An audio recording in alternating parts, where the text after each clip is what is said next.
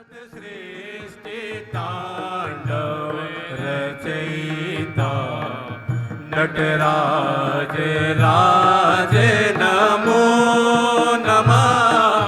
सतसृष्टि तांडव रचयिता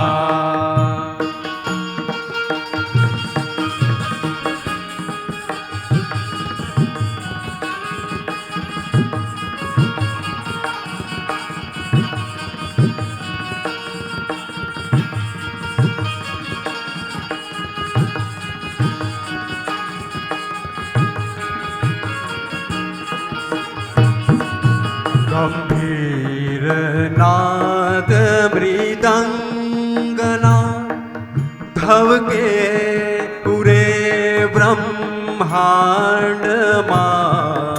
गंभीर नाद मृदंगना धव के पूरे ब्रह्मांड मां। गंभीर नाद मृदंगना धव के पूरे ब्रह्मांड मां।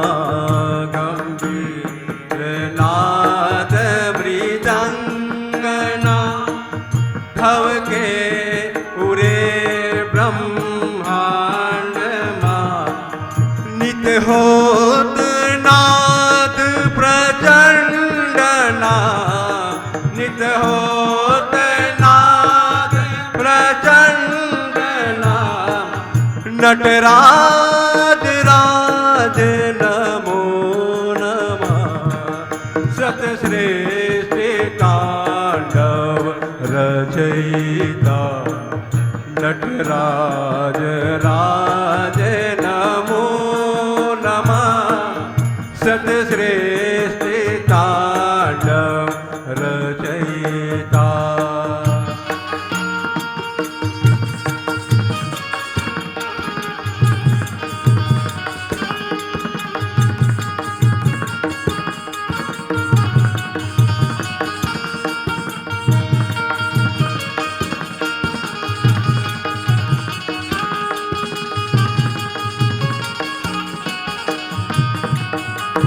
ज्ञान गंगा चंद्रमा चिद ब्रह्म ज्योति ललाट मां। सिर ज्ञान गंगा चंद्रमा चिद ब्रह्म ज्योति ललाट मां। सिर ज्ञान गंगा चंद्रमा चिद ब्रह्म ज्योति ललाट मां। सिर ज्ञान गंगा चंद्रमा चिद ब्रह्म ज्योति ललाट मां।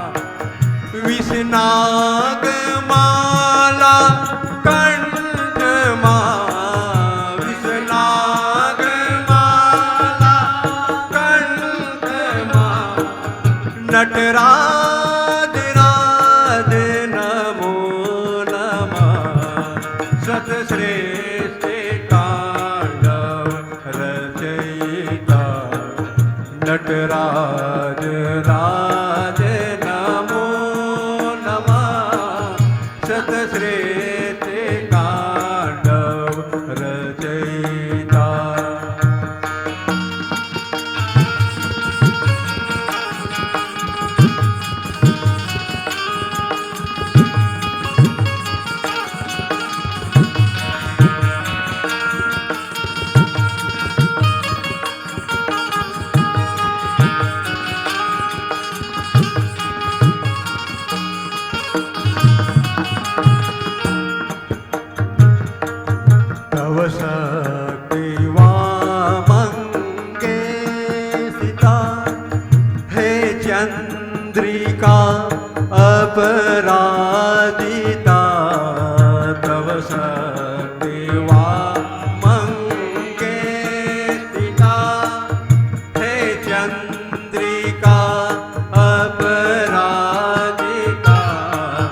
तव शक्ति वामंगे स्थिता हे चंद्रिका अपराजिता तव शक्ति वामंगे स्थिता हे चंद्रिका अपराजिता चहुवेद गाए सहिता चहुवेद गाए सहिता नटराज राज नमो नमः सतश्रेष्ठ तांडव रचयिता नटराज राज नमो नमः सतश्रेष्ठ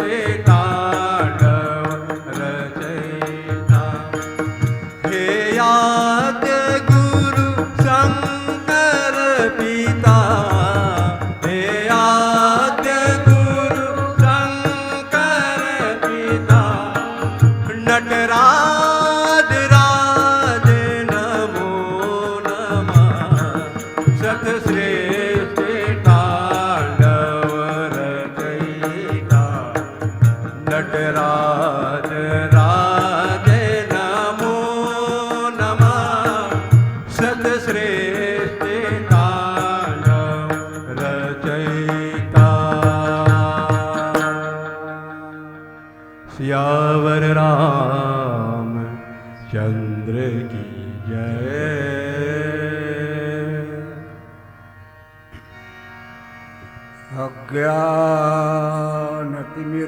अज्ञानतिमिरान्धकारस्य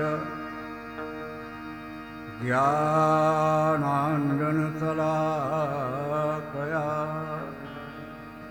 चक्षुरुन्मिलितं येन तस्मै श्रीगुरुवे नमः। वंदा गुरुपदकं कृपा सिंधु नर रूप हरि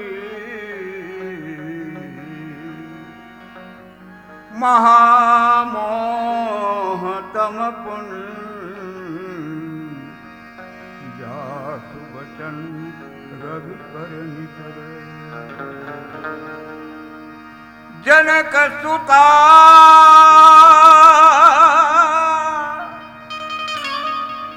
जग जनन जानकी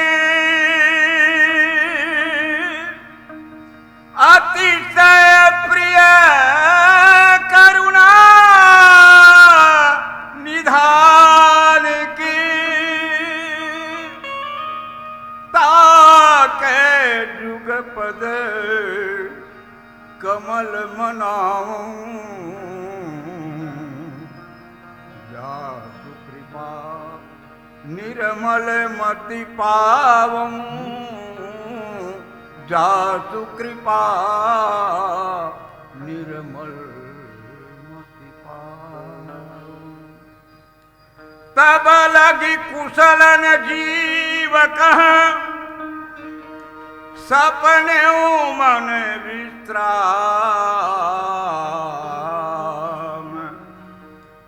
जब लगी भजतन राम कहाँ शोक धाम तजका सियावर रामचंद्र की जय। अभी भयावह स्थिति है, हमने बहुतों को खोया है, अपनों को। उनकी जब याद आती है हृदय विदीर्ण हो जाता है। हमने अपने हजारों को खोया है, आज हमारे बीच नहीं है वो लोग। मैं इस मंच से बैठ करके उस दिवंगत आत्मा को मैं शांति चाहूंगा परमात्मा से कि प्रभु उनको जहां भी हो शांति से रखे। बोलिए सियावर रामचंद्र की जय। इस मंच में बड़े बड़े विद्वान बैठे हुए हैं, दूर दराज से आए हुए हैं, कवि हैं, कोविद हैं, माताएं सीता राधा रुक्मणी गार्गी मदालसा के रूप में बैठी हुई हैं। आप सभी के चरणों को वंदन करते हुए इस सुंदर कांड के दोहा क्रमांक 46 इसको केंद्र बिंदु बनाया। तब लगी कुशलन जीव कहाँ, अपने अपने हाथ में छाती में हाथ रख करके बोलेंगे, क्या हम सचमुच में कुशल हैं? कुशलता किसको कही जाती है? कुशलता क्या है? क्या धन संपत्ति मिल गया कुशल है? पुत्र परिवार मिल गया कुशल है? मान प्रतिष्ठा मिल गई क्या कुशल है हम? भैया ये कुशलता नहीं है, ये तो बीमारी है। हाँ, इनका उपचार करना होगा, किसी सदगुरु के पास जाना होगा। यही प्रसंग है, किसी ने कबीरदास महाराज से पूछ लिया, बाबा जी कुशल, अब हम बोल चाल की भाषा में बोल देते हैं, आते जाते रास्ता मिल गया, कुशल हो भैया? जीवर भैया, वर्मा भैया, आप कुशल हैं? एक दिन कबीरदास से किसी ने पूछ दिया, कुशल हो बाबा जी? अब कबीरदास तो सीधा बोलने वाले हैं, क्या खाक कुशल है? कैसी को कुशलता कहते हैं? कुशल है, कबीरदास जी के दोहे हैं, कुशल कुशल सब कोई कहे, कुशल रहा नहीं कोई। ये निर्जीव प्रश्न को सुन करके कबीरदास ऊब गए थे। ये निर्जीव प्रश्न है, सचमुच में कुशलता जीव की नहीं है। और सचमुच कुशल क्या है, नीचे पंक्ति में हम इनकी चर्चा करेंगे। कबीरदास ने क्या, आशा मरी, हमारे अंतःकरण की आशा जब तक के नहीं मरा है, तृष्णा नहीं मरी है। अरे आशा तृष्णा इतना जबरदस्त है, गोस्वामी तुलसीदास जी महाराज अपने दोहावली रामायण में लिखते हैं, एक ऐसा देवता है जिनका नाम आशा देवी है। तुलसी ऐसी देवता आशा देवी नाम, वो ऐसा देवता है, उस देवता का नाम है आशा देवी। हाँ, आशा देवी है वो। आशा से ये शोक समर्पिय, उस आशा देवी की जितना तुम सम्मान करोगे तुमको दुख ही देगा। हाँ, विद्वानों की यहां पे टोलियां हैं, विद्वान लोग बैठे हैं, मैं कम कहूंगा, आप लोग ज्यादा समझेंगे, क्योंकि समय बहुत अनकरीब है।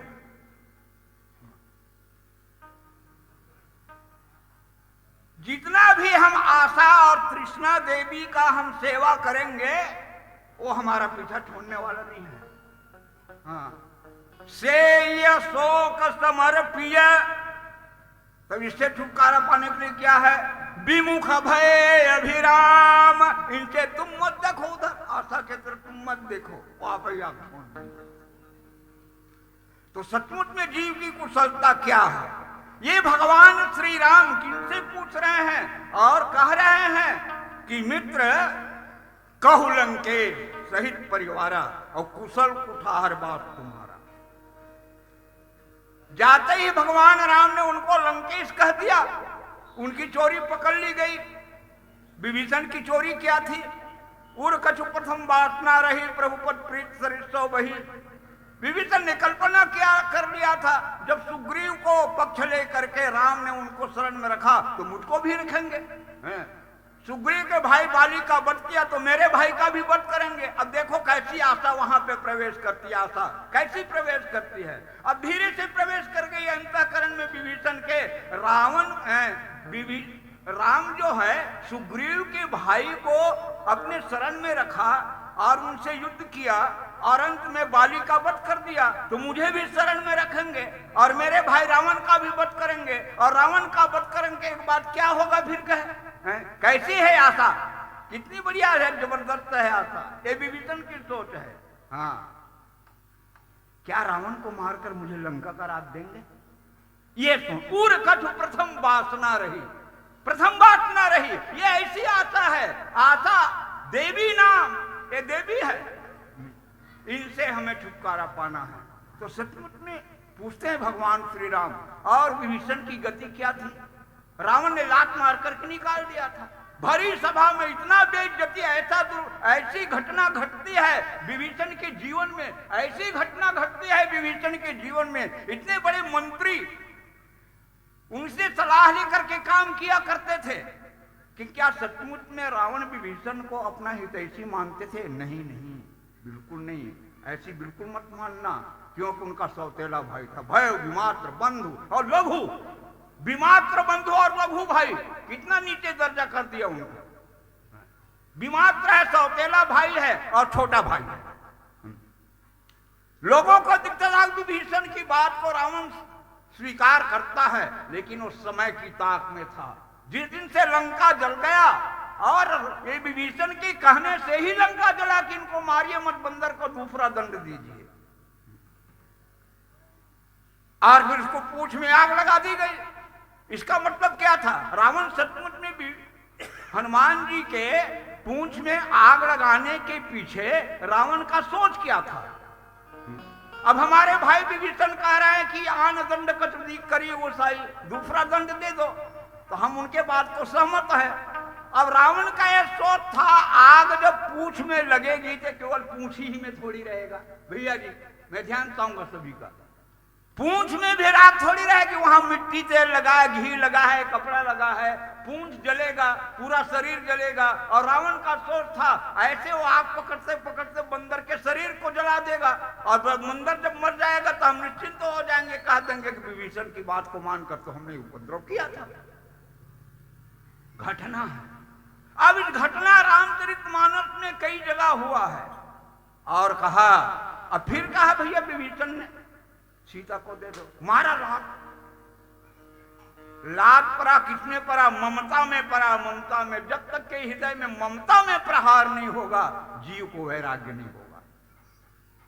अब जब आया राम के शरण में, भगवान राम ने कहा, कहो लंकेश सहित परिवार कुशल कुशल। अब क्या कुशल? लात खा के तो आया है।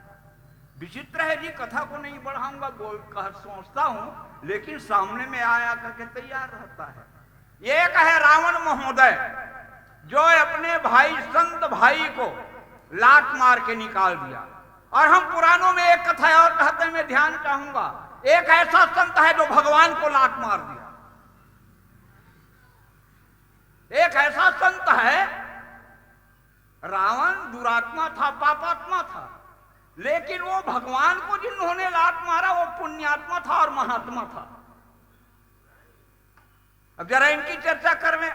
यह घटना सब रामचरितमानस में अनेकों बार, कई बार हुआ है, लेकिन उस घटना को देख करके हम क्या सीखे हैं, यह महत्वपूर्ण है। घटना तो घटती रहती है मेरे यार, घटना घटती है, लेकिन उस घटना से हमको क्या शिक्षा मिला है, यह है लिखा हुआ है मानस दर्शन। इस मानस की पंक्तियों में हमको क्या दर्शन मिलता है, और हम कैसे अपने जीवन को समर्पण करें। ये लिखा है, किसी विद्वानों का चुनाव होगा, मैं समझता हूं बहुत बड़े विद्वान का चुनाव होगा, जो लिखा है मानस दर्शन। यही मानस दर्शन है कि घटना घटती है, हम उससे क्या सीख लें। और वो कौन है संत जो भगवान को लात मार दिया? वो तो संत था, महात्मा था। ऐसे पुराणों में चर्चा आती है। एक बार 88,000 ऋषि लोग बैठकर चर्चा कर रहे थे। भगवान के अनेक अवतार हैं, उन सब अवतारों में सर्वश्रेष्ठ अवतार कौन है? परीक्षा ली जाए। अब परीक्षा कोई मामूली थोड़े लेगा, भगवान का परीक्षा लेना है, आदमी का परीक्षा नहीं लेना है। अब भृगु महाराज को बोले आप भी जाइए, और गए महाराज, मैं शार्ट में बताने का प्रयास करूं, बिल्कुल शार्ट में, एक घटना है। और भृगु महाराज गए सीधा ब्रह्मा जी के पास गए, और सृष्टि के रचयिता है, उनके पास गया ब्रह्मा जी, और चुपचाप जाके बैठ गया, ना प्रणाम किया, ना शिष्टाचार किया, कुछ नहीं किया। ब्रह्मा जी ने सोचा एक ऐसा शिष्ट है, एक ऐसा महात्मा है, इनको शिष्टाचार करने की भी याद नहीं है। बड़ा नाराज हुआ। भृगु जी ने सोचा ये है तो सृष्टि के रचयिता तो है, लेकिन इनको सम्मान चाहिए, इनको सम्मान चाहिए, मान चाहिए। देखें, यही दर्शन है, यही दर्शन है। आज हम जो कुछ भी करते हैं, हम उसके पीछे में कुछ चाहते हैं। भृगु ने सोचा यह श्रेष्ठ नहीं है, इनको सम्मान की आवश्यकता है। शंकर जी के पास गए। शंकर जी जब देखे भृगु जी को आते, बड़ा ललक के उठे, मिलूंगा कह करके। तो भृगु जी महाराज कुछ बोल दिए, रुको रुको रुको, ठहर जाइए, आप मुझे छूना मत। क्यों नहीं छूंगा, क्या हूं मैं, कैसा हूं? तो भृगु ने कहा कि तुम श्मशान में रहते हो, तुम बहुत गंदे हो। शंकर जी को कहा भृगु ने, तुम बहुत गंदे हो, सर पे बिच्छू लपेटे रहते हो, और श्मशान में रहते हो, और श्मशान की राख लपेटे रहते हो, बहुत गंदे हो, छूना मत मुझे। शंकर जी भड़क गए, क्रोध से अब त्रिशूल को उठाया। भृगु ने सोचा क्रोधी, ये भी ठीक नहीं है, ये भी श्रेष्ठ नहीं है। अब सीधा सीधा क्षीर सागर गए भगवान के पास में। क्षीर सिंधु गौणे मुनिनाथा, जब श्रीनिवास भाषा। श्रीनिवास शयन कर रहे थे भगवान नारायण, लक्ष्मी जी चरण दबा रही थी, और जा गया गया गया गया वहां पे 5 मिनट मांगे जरूर, और वहां जाकर के उन्होंने लात मार दिया। लक्ष्मी जी ने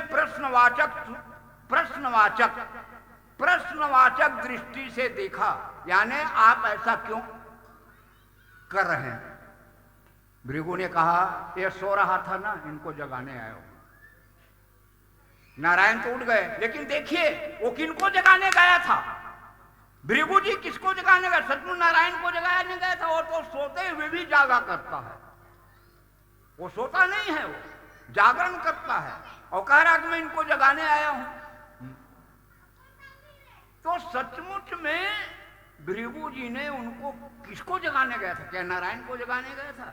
नहीं नहीं, उनके अहंकार को जगाने गया था। लेकिन भगवान नारायण है वो, भृगु के चरण पकड़ लिए, आपको कहीं चोट तो नहीं आई? चोट, और चोट ही पहुंचाने गया था, लेकिन उल्टा हो गया, त्यागी हार गया। इस प्रकार से रामचरितमानस में अनेकों घटना है। राम को जो वनवास मिला, उनसे पूछा गया, राम आपको जब जंगल मिला और आपको जब राजगद्दी की घोषणा हुई तो आपको कैसा लगा? तो राम, मैं सीधी सीधी में बिल्कुल जल्दी कह रहा हूं, राम ने कहा जब मुझको राजगद्दी की घोषणा की तो मुझे ऐसा लगता था कि मेरे ऊपर पाप को लाद दिया है क्या, और जब जंगल गए तो ऐसा लगा कि मुझे पुण्य हो गया। हाँ, तात बचन पुनि भा मातु हित भाई भरत यसराव। वाल्मीकि जी के पास कहते हैं, ठीक है अयोध्या को तो बढ़िया राजा मिल गया, तुम्हारे पिताजी की बात भी रह गई, माता की भी इच्छा पूर्ति हो गई, लेकिन तुमको क्या मिला? भगवान ने कहा, मो कह दरस तुम्हारे प्रभु सो मम पुण्य प्रभा। यह घटना है। उस घटना को राम ने कैसे लिया? लंकनी को हनुमान ने मुष्टिका से प्रहार कर दी, और लंकनी से पूछा गया कि तुमको कैसा लगा? उन्होंने कहा, तात मोर पे पुण्य बहुत, ये मेरे पुण्य का उदय है। तो घटना होते रहता है मेरे यार। उस घटना को मुख्य उद्देश्य ही है कि हम किस रूप में अपनी हृदय में स्वीकार करें, ये महत्वपूर्ण बात है।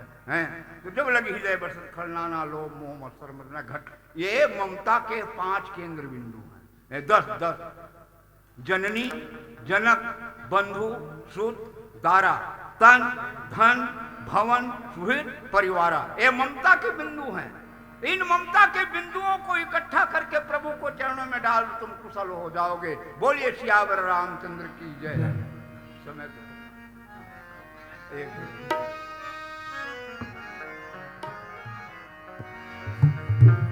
लखन सिया रामचंद्र शंकर हरिओ,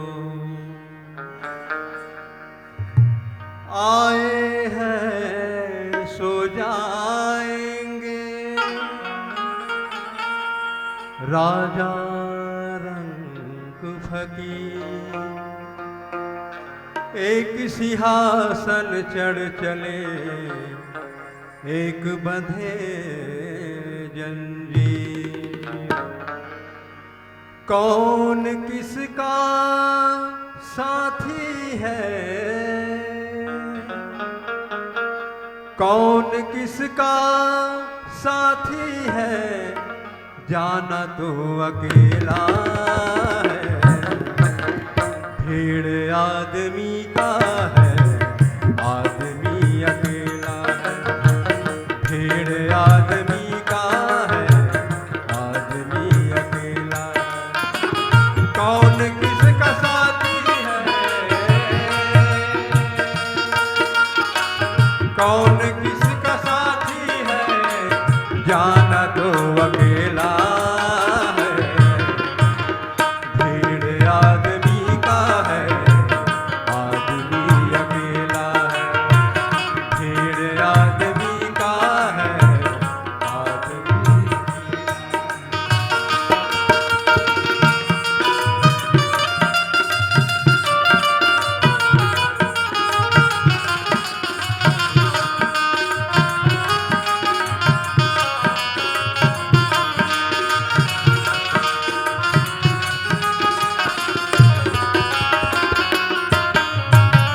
माल पास जब तक है, हाथ सब मिलाएंगे।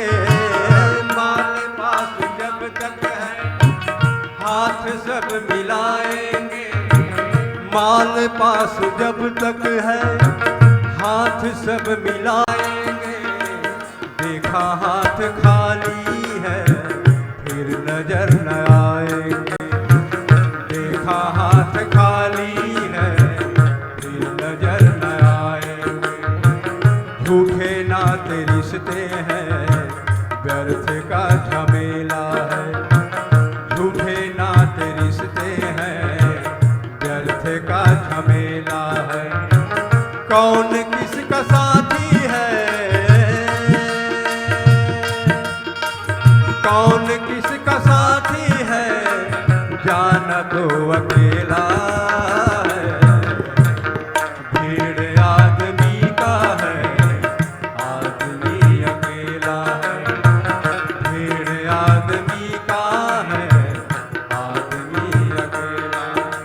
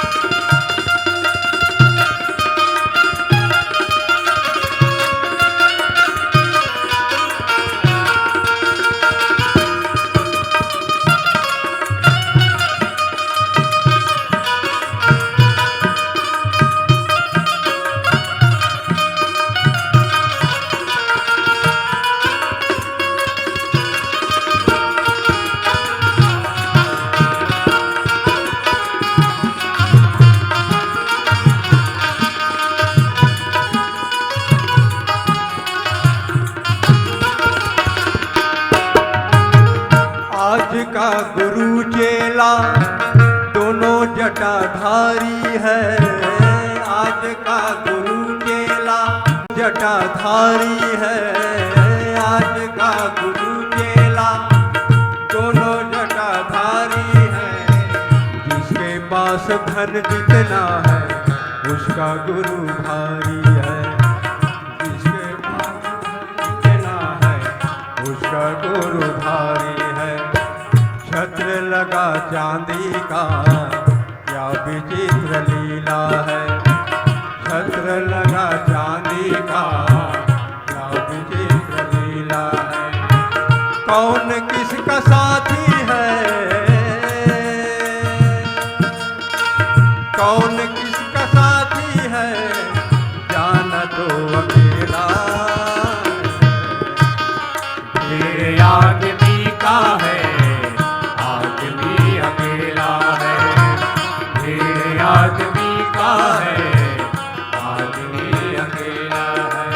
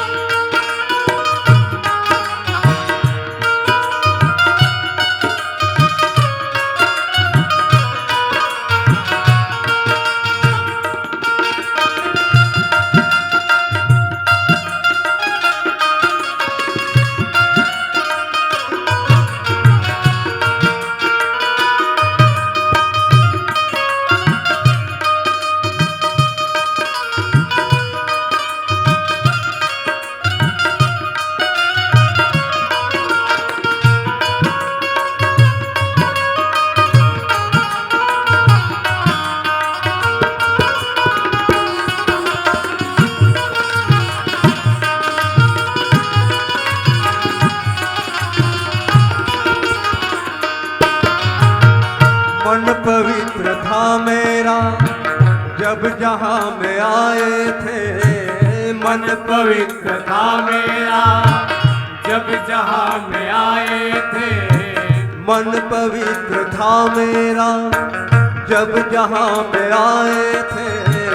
मन पवित्र था मेरा जब जहाँ में आए थे। धर्म करम कुछ ना था अपने न पराए